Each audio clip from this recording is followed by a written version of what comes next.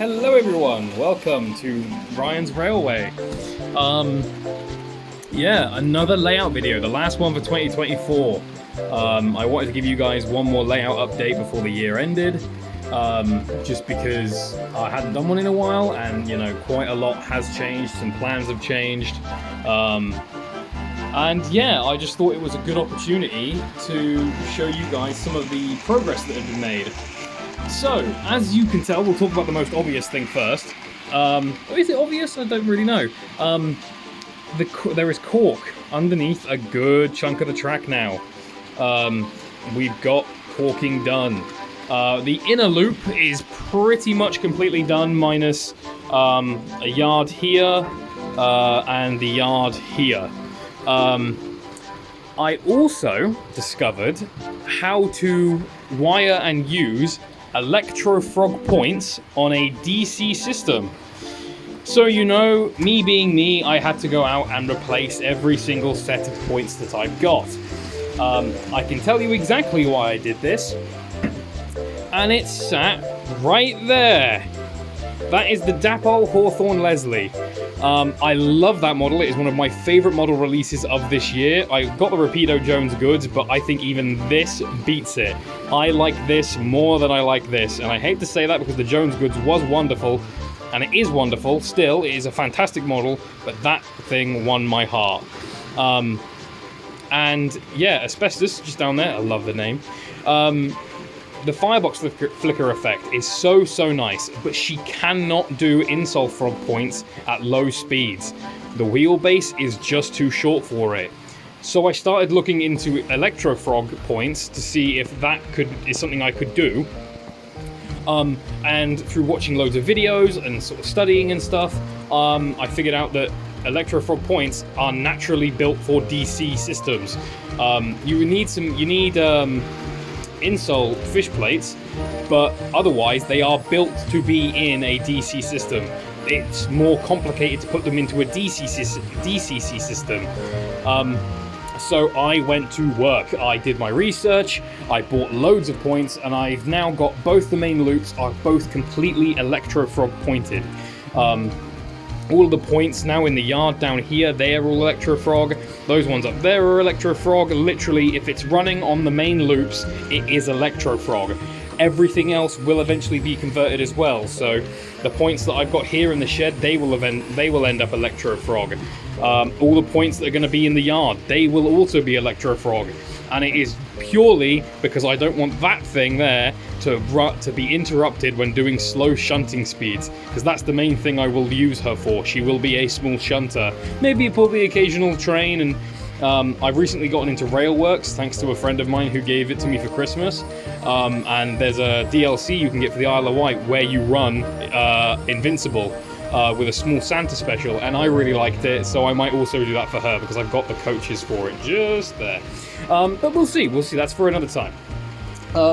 So yes, the layout has been fully upgraded, and it now runs so much nicer than like any design, any performance I had before has been beaten by this layout. It runs so smooth, there are no cutouts, everything runs really nice. Especially small shunters. The other reason I want to do this, of course, for Asbestos, but as I'm sure you're all aware, well, you might not be aware, I love the Port of Par twins. They are some of my favourite steam engines in heritage that have been preserved. I think they are great. Obviously, Bill and Ben from Thomas. And I will not lie to you, I have 4 of them on pre-order.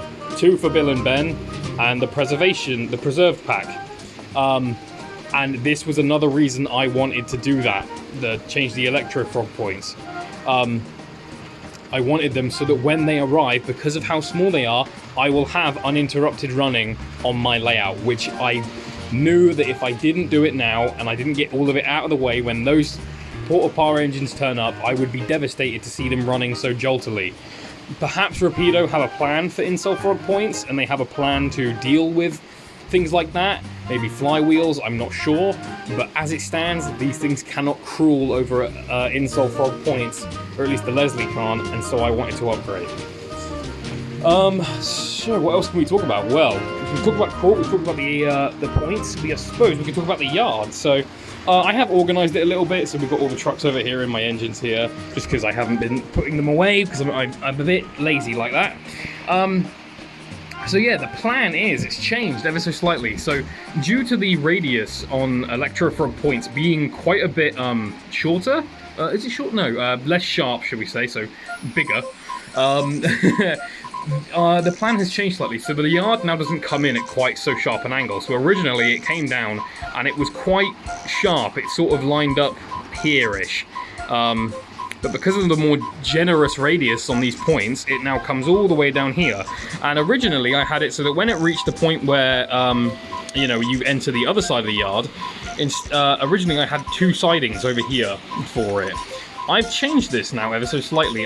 Instead now we just have a large head shunt, just here, big head shunt, and it's on this set of points actually that I will have the shed. It's just going to be like a small thing for a shunter, so like if an engine has to stay here overnight or whatever, that's what this piece of track here is for. I'm going to install a small ash pit. And it's just a way for the engine to be catered and looked after if it has to spend the night out in the yard rather than heading out of the yard and towards the engine shed. Say perhaps the fireman's late for dinner or the driver's missus is out to go at him for spending all his money down the pokies again. So he's got to get home quick and he's got to leave the engine in the shed out here. I don't know. But yeah, that's the general update plan for here. Obviously there'll be several sidings around here. I'm not sure how they'll look yet. I've got a rough idea, but I haven't noted anything down, so it's a problem for when I get to it. The other thing I want to add, I've got a level crossing here. It's nothing special, it's just a Pico one that I've installed, but it does signify the start of something I wanted to add to the layout. I'm going to have a road system. So it won't be functioning, you will not be seeing any moving cars on it or anything like that, but I would just like to have a small road system that comes around and literally goes around the layout. So there'll be like a car park here for station staff and for engine staff, and a signal box. Then it will come around past the railway down here and lead to an embankment that will go up here and possibly a tunnel just there, and then maybe a small village here to fill this space. Then you'll have the yard for the works, then that will come across. The road will lead just down here, and there'll be some like houses and things, possibly a pub just around here, and then the road will also go behind the engine works and lead to Croven's Gate, and there'll be a small station car park just there. And then it will probably just disappear somewhere, or like around here. I'll just have it go that way and towards the houses, and then there'll be like a wall here, because this is going to be a nice large valley, so there will be no road going across here, there'll be no road bridge, and it will probably just disappear somewhere. But yeah, that's the kind of rough plan. I haven't done any caulking on this part of the bridge, because the bridge still has to come out and be painted. Once I've done that, then I'll look at solidifying all the caulk and stuff there. All of the caulk that's under these rails isn't actually glued down. It's just there for stability at the moment, so that if I'm running engines, there's no sort of massive drop for them. I mean, the drop isn't huge, it's only 2mm thick, but you can still see there is a little bit of a drop there, and just so I don't bend the rails out, I don't want to, you know, leave it, because the bridge alone was a bit awkward, so it's just to keep things happy. And yeah, other than that, there's not really much to update you on. I will possibly be installing the Croven's Gate extension soon, possibly next year somewhere. Well, next year's like 2 days away, so that makes sense. But I'm still kind of focusing on the main standard gauge stuff at the moment. I did install this. I don't know if I showed this off in the last layout update. I can't really remember, but it is the Pico turntable kit that I painted and done up myself, and it does feature a little motor to allow it for to move around. I've got TV series James on there at the moment, just enjoying all of the attention. Look at him. And yeah, that's kind of where we're at.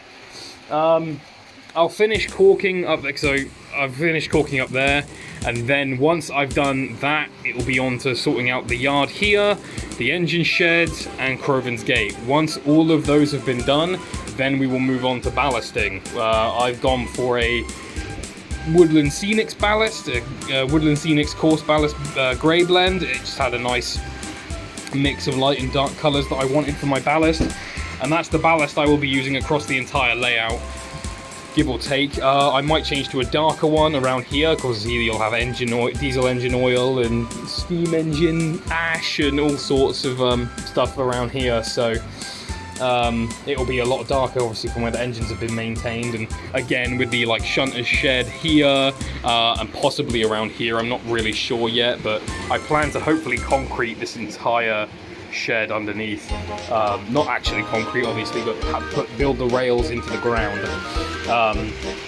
to have a sort of just a more workshoppy look.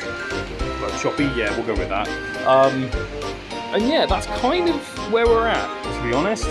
There's not much to say other than that. So before I start rambling, I think we'll call it here. I hope you've enjoyed this last layout update of 2024. Thank you for sticking with me through 2024. There haven't been many uploads on the channel, but we have hit, I believe it's 130 subscribers, which, considering I don't really upload, I still think that's quite impressive. I mean, to be honest, I'm genuinely shocked that over 1,000 people follow me on Instagram. I just paint talking trains. I don't know what you all like so much about them, but I am genuinely so appreciative of the support. It does mean the world to me that, you know, I mean, I only started doing this stuff in 2022, and, you know, I've made some really good friends, and I'm really looking forward to what the future holds in both terms of the layout and in terms of what videos I make and what engines I make. So, thank you all so much for watching and sticking with me and enjoying the layout, and I will see you next time. Bye!